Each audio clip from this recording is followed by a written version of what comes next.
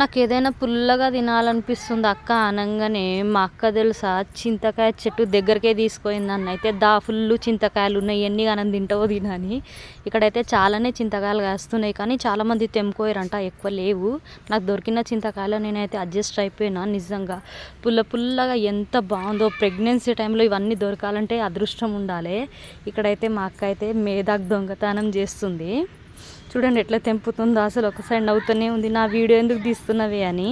నాకు ఇక్కడ కందిపప్పు చెట్టు అయితే కనిపించింది, మా పిన్ని వాళ్ళ ఇంటి ముంగట అనమాట. ఇది కనిపించేసరికి అయితే నేను తెంపుకుంటున్న చాలానే. చూడండి అసలు ఎన్ని గానం కాస్తున్నాయో.